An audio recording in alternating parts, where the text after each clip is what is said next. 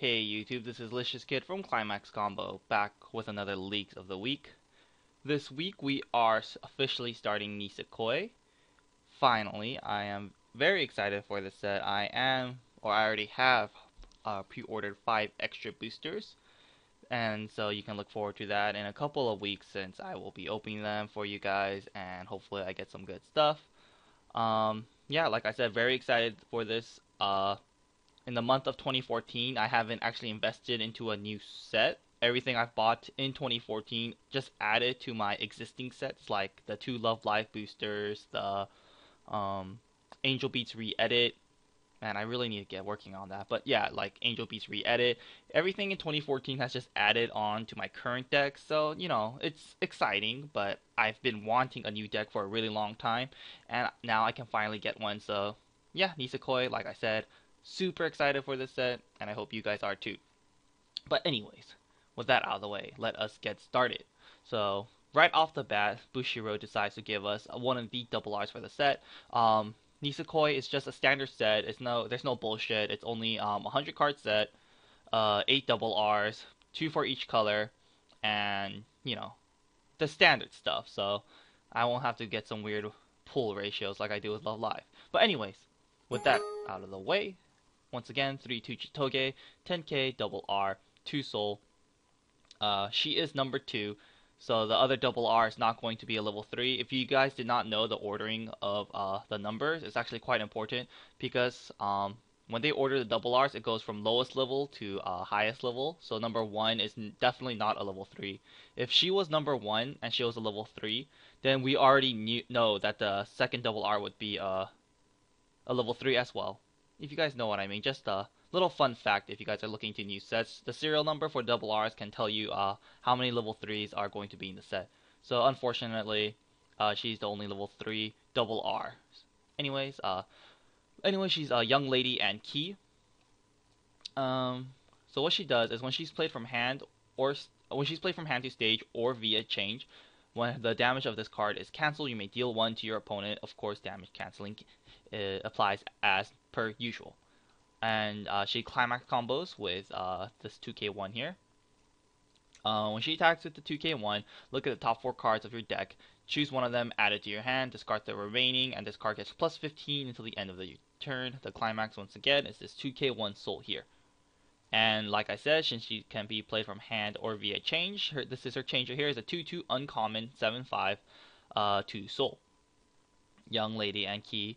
When she's played from hand to stage, choose one of your other key characters and it gets choose one of your other characters, my bad. Any character, and it gets plus 15 until the end of the turn. And lastly, her changer is a standard climax phase change.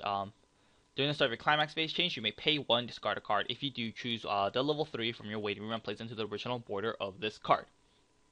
So the changer tells us that Nisekoi is going to revolve around climax phase change. Usually when a booster is released and it has a certain type of change, the entire booster follows suits and is only that kind of change. You're not going to get a climax phase change for Chitoge, fucking encore phase for Onodera, and like a draw phase for Tachibana. It doesn't work like that. Usually one booster will follow the entire change rule. So now we know that Nisekoi is going to be purely climax phase change. Almost 100% sure that works. If it's not like that, then that's embarrassing. Anyways, let's go on. So first, I want to talk about the level 3. Unfortunately, it's honestly, it's okay to be honest. So first off, flare trigger, it's okay. Nowadays with like cards like Musashi and Mako, Musashi from Contact Collection, Mako from Mako from Rail, or what am I talking about? Kill la Kill. The new kind of burn attack is when their damage is cancelled, you can mill top card and deal X damage, where X is the level of that card plus 1. I was hoping Chitoge would be something more like that, just because it's more fun. Because I already have burn on attack in my decks, but also just the fact I think that it's kind of better nowadays. Just the soul every soul damage is a real big deal nowadays. You know, anti heals there, so every damage really hurts. Yeah, this one is a bit more consistent just because it's a guaranteed one, and so when your opponent's at 3-4, 3-5, 3-6, this card can be quite devastating because every one damage does count at that point, and then the one damage helps you calculate your other two attacks a lot easier. However, you know, just a thought. So she is a burn on play, which is, you know, okay.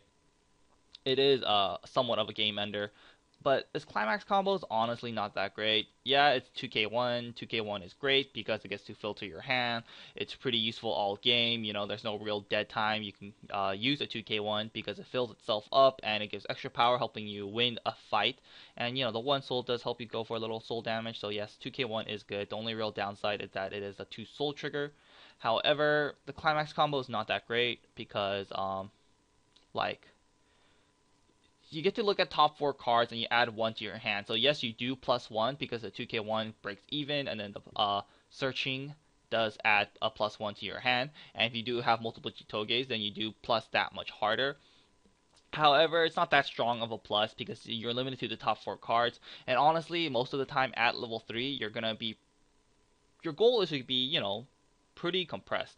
And looking at the top four cards can honestly hurt you more than help you because you might hit like 2 climaxes out of the 4, which is really possible because, you know, your goal is to be pretty compressed. So if you hit 2 climaxes with the search, then that's 2 climaxes out of the way because I don't think you're going to be grabbing that climax unless I guess you can because next turn you can climax combo, but still that still is another climax out of your deck, and it is climax phase, so you do have to play that climax next turn, and then you get 3 attacks in.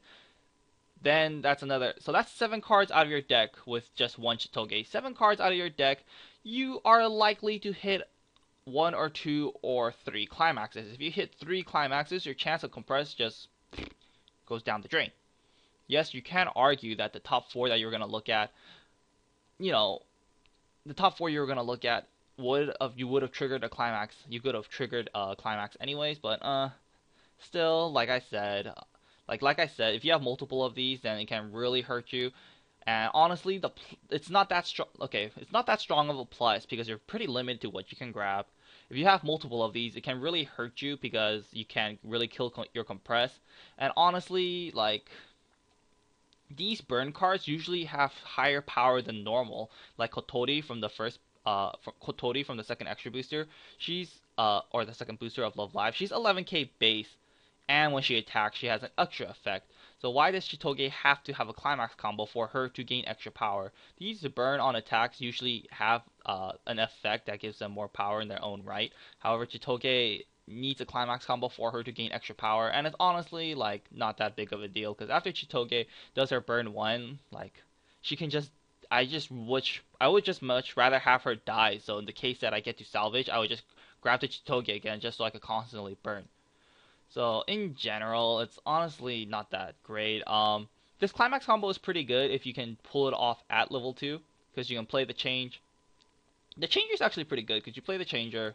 You know, you give something 15. Of course, you're not going to give it to herself. You could pump one of your other characters and then climax phase change into Chitoge, and then you can 2k1. So the minus 2 in hand size is not that bad because, you know, the total cost of this change is pay 3 to discard a card. Since you are discarding a card, you do minus in hand size. The 2k1 does let you gain your hand size because you do plus out of it, and she does gain plus 15. So at level, she's guaranteed to stay at least 1 turn. The turn she gets in, and then, you know, she's guaranteed 2 attacks because if she survives the first turn, then she gets a second attack, which is pretty good because if you're going to change into a level 3, you really do want them to survive all the way into level 3 so that way you get the most benefit out of them and that it becomes useful because a climax phase change is, of course, the heaviest cost for a change, and if your climax phase changer dies the turn it's played or the turn after it's played, it really does push you far back behind. But the 2k1 does allow Chitoge to stay on the field for at least a turn or two, at least 1 turn, and it does let you plus, which is pretty good if you manage to get it off at level 2. But honestly, like the level 3 by itself, the climax combo is not that great, and I honestly don't think it's worth running the. Like, it's okay. It's not the greatest. We'll just have to see what else Nisekoi has to offer because, like I said, this is the very first leak, so all we know right now is this stuff and the cards in the TD, and of course this card is far better than the TD cards. But honestly, it's honestly just a burn one on play. I don't think I'll be running this climax combo. I really am hoping there are going to be better climax combos than this Chitoge here, but we'll just have to see. And honestly, Friday's leak is if you're planning to run a level 2 game that revolves around level 2 to that revolves around a level 3 change, just wait till Friday's leak and then you will see why there are more reasons to not like this Chitoge.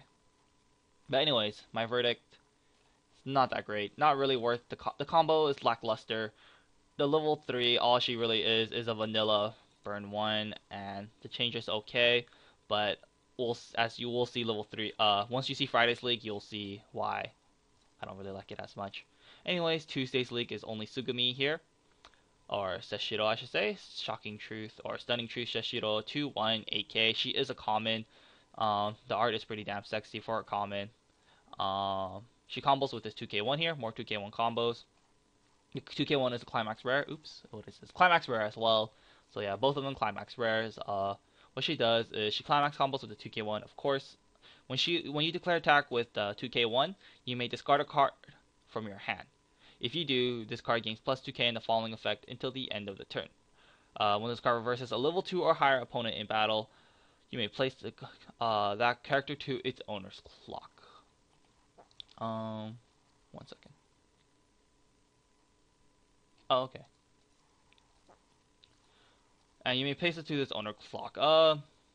Interesting. Of course, very fitting for Tsugumi, her being a clock shooter and all, because she is an assassin.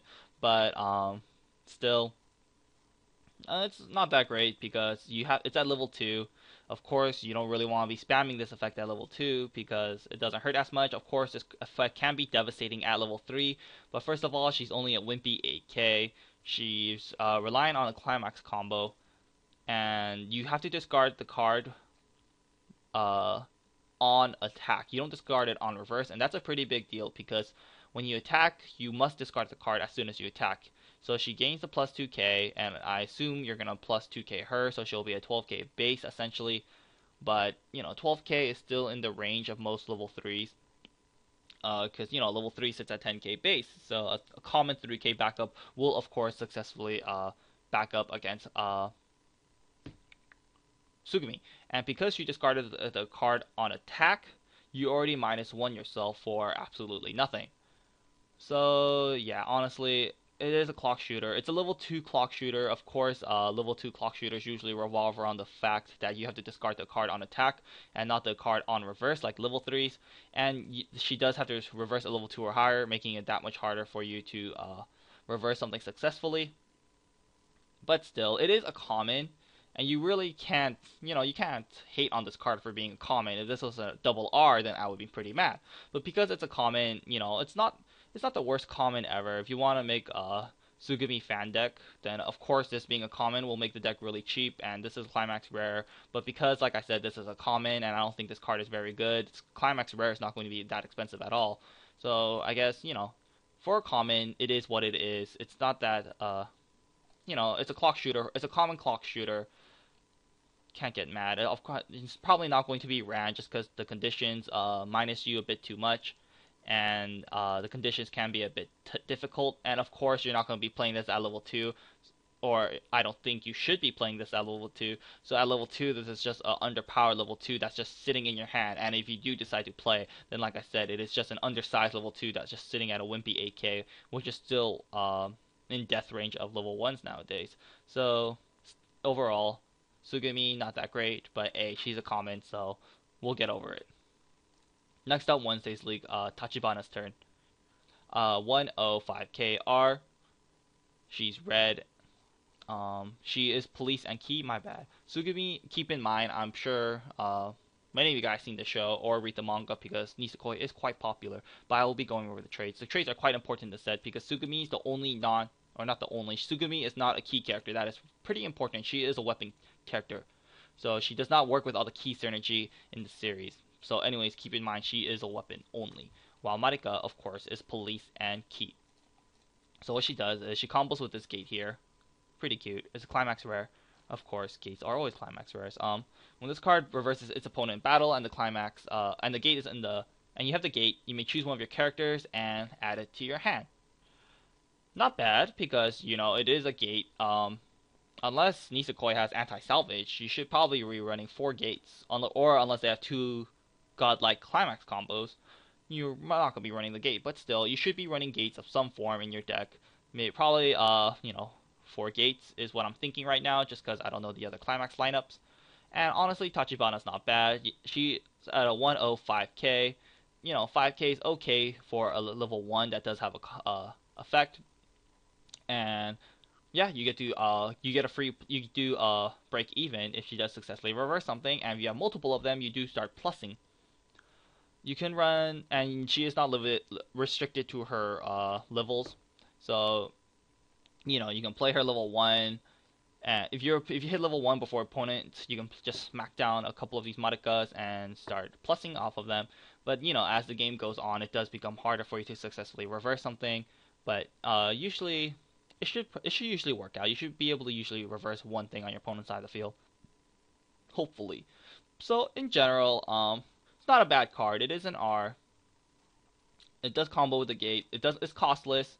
She herself is costless. Her combo itself is costless as well. If you're gonna be running 4 gates, I'm assuming you should be running I would say 2 to 3 of this Marika, just cause why not? I would say minimum 2. At max, I would run 3. I don't think running 4 of these Marikas is going to be helpful. So yeah, in my opinion, an easy card to splash into your deck just because it's combos with the gate. But of course, not the best card ever, because you only do break even if you get one off successfully. But a break even is still pretty good with the gate combo. But so she'll be 6k when she attacks, and if you have 2 like global assists, she'll be 7k. It's all right, honestly. Pretty good. It's all right. I like it. I would probably be running 2 of these with my gates. Anyways, let's go on. 002K. This one is blue, so I thought all the girls were going to be restricted to a certain color. I thought all of the yellow was just going to be Chitoge and Araku. I thought green was just going to be purely Sugami. Red. Wait, no. But I'm getting mixed up. Anyways, I thought all the girls would be restricted to one color, but I guess they are not. So that's cool. Yeah, that's cool. So I guess you could run all the girls in your decks. Anyways, if you're excluding one color out of your deck. But anyways, I ranted on about that. 002K. This is an R. And she's police and key because she is Marika. So what she does is on attack you can give one of your other key characters plus 1k until the end of the turn. That's cool. Anyways, what she does is she's a pay 1 brainstorm. So pay 1, tap 2 of your characters, mill top 4 cards of your deck, and place into waiting room. For every climax amongst those cards, search your deck for 1 key character, show it to your opponent, add it to your hand, shuffle your deck. So Nisekoi does get plus brainstorm in the form of search, which is pretty interesting because this is a blue card, so I'd imagine it would be draw. But I am pretty damn happy because it's blue, or search, because like I said in the previous video with the Miku, with the new Diva Searcher, I do think searching is far superior than drawing, just because searching, is very consistent. You can know what you're gonna grab, and every search that you do, every search that is successful is another card out of your deck, meaning that you do compress by that much more. And when you're brainstorming, you're usually aiming to compress and to plus, of course. So, every search that you do just adds that much more to the compress that you've already successfully done with the Mill 4. So in general, very solid card. It is the only brainstormer as of right now, and we don't know if this will be the only brainstormer in Nisekoi. I don't think so. I think Nisekoi will get a spammable brainstorm, but as of right now, this is a definite staple in Nisekoi decks, just because it is the only brainstorm revealed right now, and it's definitely not a bad brainstorm because after after you brainstorm a couple times, you're tired of her, you're done with her, you don't want to brainstorm anymore, or you just have another one in hand, move her up to the front and give one of your key characters a plus 1k boost for the turn. It's why not have a second effect on a brainstorm? So definitely a solid card, and it's pretty sexy because it's her in a swimsuit. How can you not like that? Anyways, that's for Wednesday's leak. Now Thursday's leak. It's a 2175 Chitoge. Recollection. For every Pendant of Promise, in your memory, this card gets plus 1k. So if you have one Pendant of Promise, she's 8-5, 2, 9-5, 3, 10-5, 4, 11-5, and that is the max she's going to hit. Pendant of Promise is the event, or okay, so with this, or Nisekoi is pretty much going to be revolved around this event, the Pendant of Promise event. Now, the Pendant of Promise event, what it is one of the okay, there are multiple Pendant of Promise events, as I will show you soon. But one of them is from the trial deck. I'm sure many of you guys know of. This was a 4 of in the trial deck, and it is very now I can see why they gave 4 of this in the trial deck, because it's a 1/1 search event. When you play this event, search your deck for one key character, add it to your hand, shuffle your deck, send this to memory. And we're going to cheat a little because I want to show you the second Pendant of Promise event. They do have the same name. Both of them are Pendant of Promise, but this one, however, is a 1/1 3k backup. And then after you use the backup, you can send the card into memory. So at the moment when these cards were revealed, everyone thought that you had to use it with this 1/1 search event, which made these cards a lot lackluster. However, now we know that there is another Pendant of Promise event in the form of this 3k backup. Yes, we're cheating a little because we're going up ahead one day, but I do want you guys to keep that in mind, that these cards, that there are multiple Pendants of Promise, and it is likely that every girl is going to get a Pendant of Promise event. So probably this is Hidaku's Pendant of Promise. I assume this is Onodetta's Pendant of Promise. I assume there's going to be another yellow one for Chitoge, and there could possibly be another red one for Marika. So since they do all share the same name, you can only run 4 of one kind. You can't have 4 of this and 4 of this. You can only choose 2 and 2, 1 and 3, 4 and 4, etc., or 4 and 0, etc., etc. So do keep that in mind, that there are multiple Pendant of Promises. So with that, and they all do send themselves to memory. So that being said, this Chitoge, still it's not that great. 2-1-7-5. Yeah, if you get 1 off, she hits 8-5. If you get 2 off, then it starts getting a little better. She hits 9-5, and that's pretty good for a 1 cost 9-5. Still, it does require if you don't get your Pendant of Promise game plan off, then this card just starts to become really bad in your hand. However, I guess the goal is for you to get multiple Pendant of Promises into the memory. So we'll just have to see how consistent that game plan is, and if you can constantly get 2 Pendant of Promise into your memory every game, then I think Chitoge can serve as a pretty good card, because she's a 1 cost 9-5 beater, which is very cost effective, I must say. So it's like I said, Chitoge not the greatest card, to be honest. Can be hit or miss, but still, it's uncommon. We can't complain. It's okay, and she's in a swimsuit, and Chitoge is my favorite girl, so I really like this card. I'm pretty biased over it. If it was any other girl, I'd probably be like, don't run this shit. But because it's Chitoge, but still, not the greatest. Probably not going to be ran in the best builds, or I should say, the most competitive builds. But it is here for you. We'll just have to see. Next up is this pretty good card. It's a Raku 00 1500. It's uncommon. He's animal and key. What? He's animal? Was he always animal? I guess only this one he's animal. I don't know why. All your other key characters get plus 500 power, so he's a global support for key characters, which is pretty freaking good for an uncommon. Anyways, his other effect is when he's played from hand to stage, you may pay cost, which is discard a card. If you do, choose 1 Pendant of Promise from your waiting room and return it to your hand. So this is pretty good because, of course, events are events. You cannot draw into them. You cannot salvage them, search them by normal means, etc. So when they hit your waiting room, you usually have to just force yourself to refresh to draw into them for most normal sets. However, Raku now gives you a way to search for your Pendant of Promises, and the cost is to discard any card. So honestly, I think Raku is a fairly solid card because it allows you to grab Pendant of Promise. Pendant of Promise seems to be the gimmick or the game plan that Nisekoi revolves around. So of course, having Pendant of Promises in your hand is good, because once you want them in your hand so that you can start playing them to get them into memory. So you can get all these nice little kinks like this Chitoge here.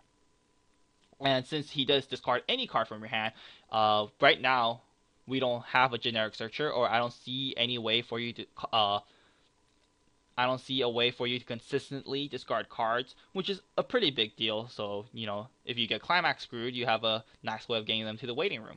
So this Raku allows you to discard any cards. So if you're about to refresh, you can smack down on Raku, discard a Climax, and grab a Pendant of Promise. Overall, a pretty win-win situation. It breaks even. He is a 500 global. He grabs a pretty key card in the set, and he is only an uncommon. So in general, I think this Raku is pretty damn solid.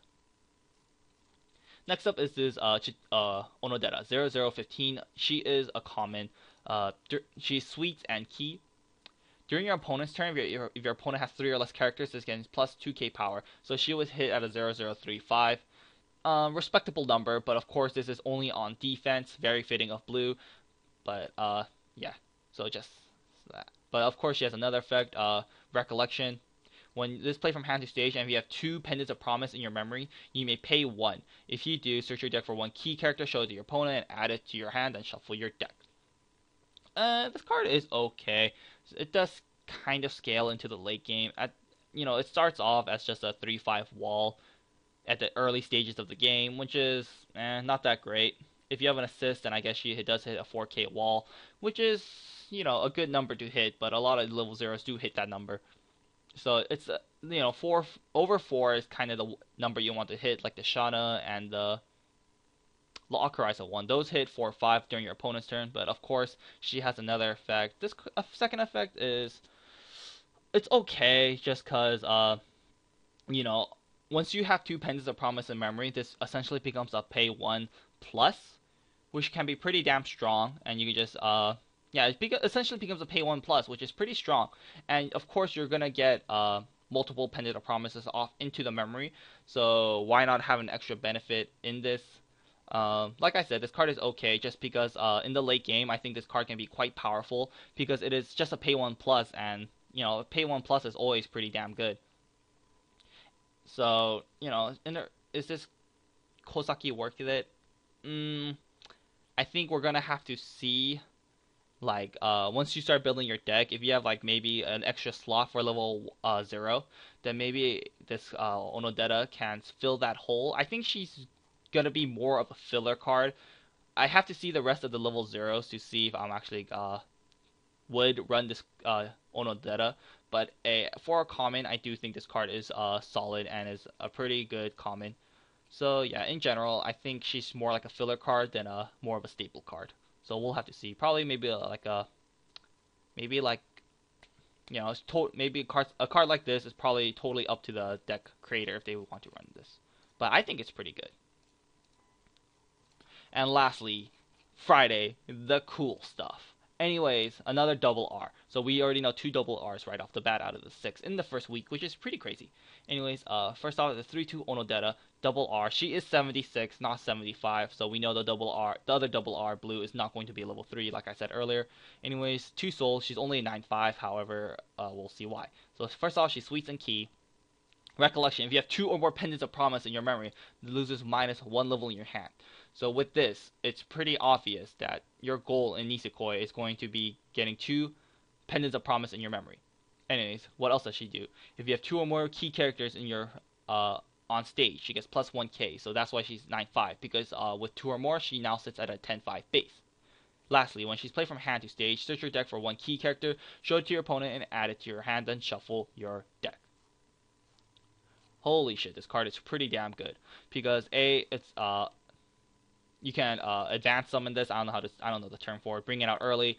Pretty much you can play this at level 2, and the conditions for this is pretty easy, because you only need to have 2 Pendants of Promise in your memory, and like I said, 2 Pendants of Promises seems to be the number that you are hitting for.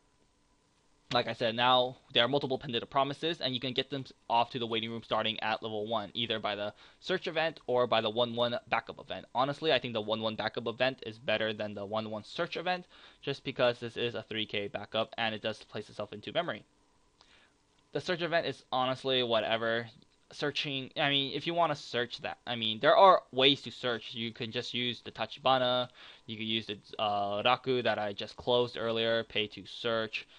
Honestly, I think the I think as of right now, this is the best Pendant of Promise just because 3K event backup pretty strong. Send itself to memory. So as of right now, I think this is the best one. But anyways, so like I said, gaining 2 Pendants of Promises is the goal of the deck because you need 2 for this Onodeta and 2 for this Onodeta. But anyways, so you should probably be getting 2 off into the memory. If you she sits, so A, you can bring her out early. 2, she sits at a 10-5 base. 3, she pluses you when she comes from hand to stage, which is a pretty big deal. So in general, this is a really solid card because, yeah, like I said, come out at level 2. You know, at level 2, she sits at a stronger base power than most level 3s. And she does plus you in hand size, which is, you know, helps you just go that much further into the game. So like I said, because of this Onodeta, it makes me not like this changer. I just don't like this changer anymore because it's this one is pay 3, discard a card, minus you in hand size for this Chitoge. She's only, you know, so it's a minus, and you can only start plussing off of this once you successfully get off a climax combo. But yes, you do plus, but the plus is only helps fill the hole of what you lost because of the changer.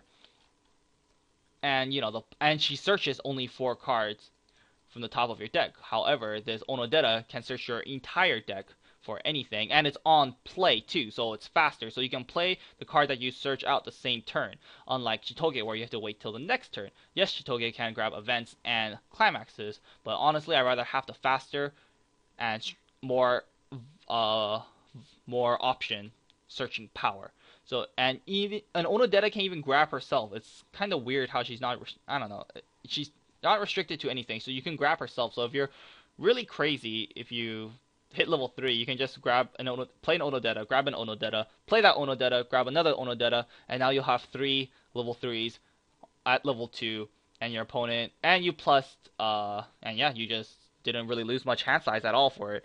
And so in general, I think this Onodeta is pretty insane just because of the plussing, the high power, and how, I guess, I'm going to assume it's going to be quite easy for you to get this effect off. But, you know, we'll just have to see. But in general, I assume getting 2 Pendants of Promise into memory is easy because one of them is an event backup, one of them is a search event, and of course, like I said, I assume there's going to be a Pendant of Promise for every girl, so there's going to be the only one left, or there's 2 more, one for Chitoge, one for Marika, and who knows if those will be better than this one. So in general, I'm going to assume getting 2 Pendants of Promise into your memory is going to be fairly easy. So in general, this Onodeta is just really good. Oh man. Anyways, 1/1 R45 green. She's a level assist in front. Kind of weird. I always thought level assist is at level 1. It was just kind of weird. But anyways, this card is really good. Anyways, so level assist in front. She sweets and key. She has this other stupid effect. Place 2 of your characters to rest. Choose one of your own characters. Gains the following effect until the end of the turn. Recollection. When this card reverses its opponent in battle and you have a Pendant of Promise in your memory, place the top card of your deck to stock. Holy crap. This one only requires you to get 1 Pendant of Promise into memory. Like I said, and you know, these are events. This is an event backup, so you can play this on your own turn and just get off her requirement right off the bat. Give something, so you can play this event, give something 3k. You successfully hit the level assist's effect off. And now, starting from now on, you can constantly start generating more stock than your opponent, which is really good. The first time you use this, of course, you're only filling the gap of this level assist because she costs 1 herself. But since this level assist comes out as early as level 1, and it is a level assist, so you are going to keep this in your backstage for the, I'm assuming, the entire game. You can just, at level 1, at level 1, you can just start generating 4 stock a turn, assuming you're going to successfully reverse one of your opponent's character, which is, you know, you're probably going to get at least 1 reverse per turn.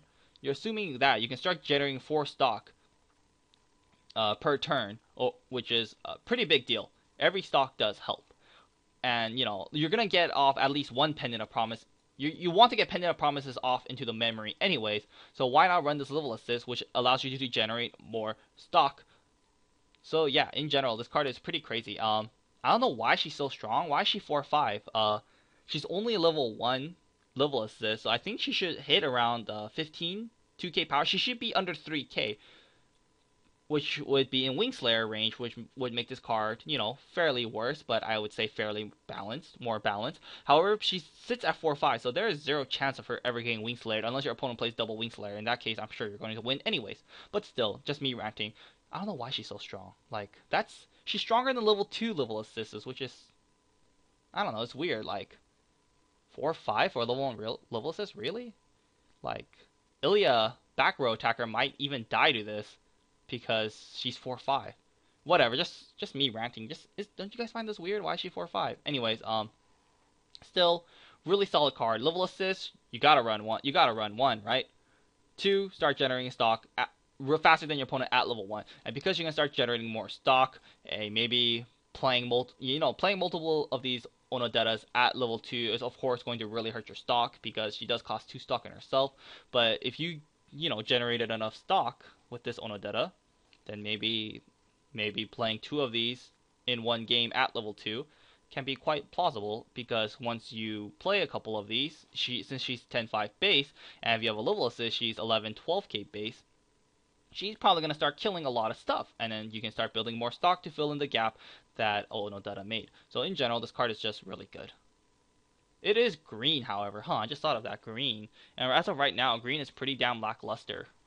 I guess we're going to force ourselves to run green in some form in our Nisekoi builds. Anyways, lastly, like I said, the Pendant of Promise event itself, it's a 1/1 3k. And that is the leaks for this week. Very exciting week. I think Nisekoi seems like a very fun set based around the Pendant of Promise. It does remind me of Idolmaster, how they're event recollection based. However, I do think this one is a lot more exciting and fun just because there are multiple Pendant of Promises events, adding a little spice to your deck, a lot of options of what you want to run. With this, Bushiroad allows you to play. Essentially, Bushiroad is letting you play any girl that you like because there's a Pendant of Promise for every girl, or I should say main girl. That's not Sugumi, unfortunately, but it wouldn't make sense for her to get Pendant of Promise. But still, I think the set seems like a lot of fun as of right now. The Onodeta is just really good, I think. Unfortunately, Chitoge, my favorite girl, just not that great. Yeah, honestly, just not that great, to be honest. Really hurts me. But still, just one thing I want to point out is Nisekoi does seem to have a lot of back row resting. Like, at first, when I saw this, when I saw the TD 500 global assist, I thought this card was going to be a pretty staple in the deck because it's 500 global, and you rest 2 of your characters, and then you get the following effect of when you reverse a character, draw a card, and discard a card. And I think that effect is pretty damn solid. I thought this was going to be a really good card, and I wanted to buy 4 of these just so, I thought it was really good. However, now that we know that we have this bomb-ass level assist, and this one requires you to tap 2 of your characters as well. So I'd rather get a free stock than a free hand filter, to be completely honest. So I would probably just run this and pair this up with the level 0 Raku that we saw earlier.